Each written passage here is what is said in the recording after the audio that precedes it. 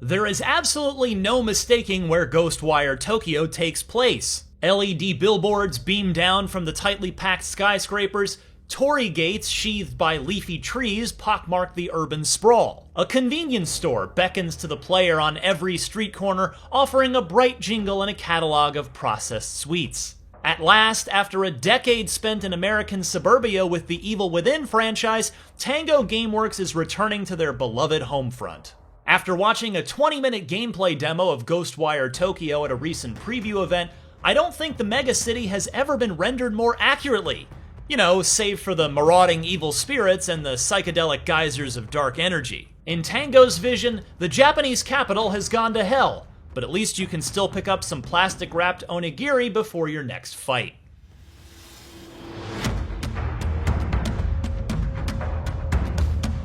If you wish to be reductive, you can call Ghostwire Tokyo a first-person shooter.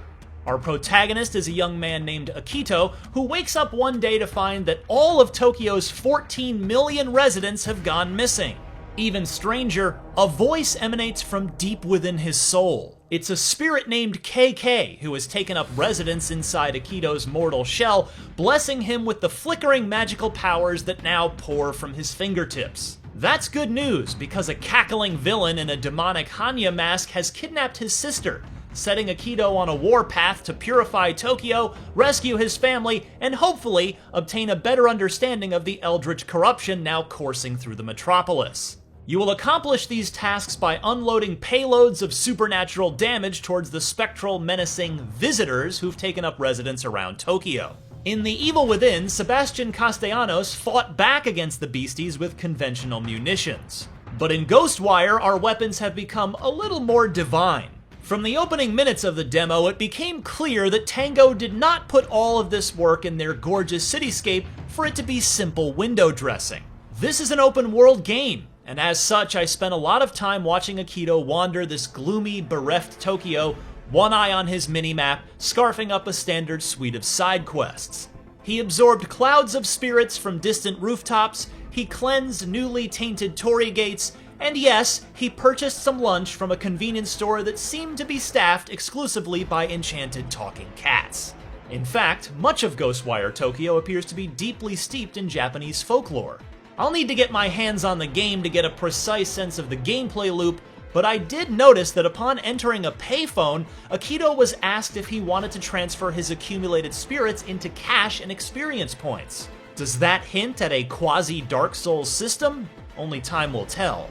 These sorts of waypoint-heavy adventures can be fairly banal in the wrong hands, but I was immediately struck by Tango's perfectionist emphasis on presentation. In those phone booth checkpoints I mentioned earlier, Ghostwire Tokyo doesn't fade into a limp menu. Instead, you watch Akito banging a code on the dial before prying open a secret compartment that sucks the life force out of an enchanted paper doll. His bolts of magic don't fly out of the crosshairs like a pea shooter. Akito's fingers are constantly flexing into different contortions, like Aang orchestrating some heavy airbending before smiting his enemies with holy fire. In fact, the highlight of the whole demo was a story mission where Akito needed to escape his apartment building. Reality seemed to phase in and out of dimensions as the player's perspective is toyed with as we desperately bash through doors and hop through windows towards deliverance. It reminded me a bit of some of the most mind-bending moments of Control, which should be taken as a huge compliment.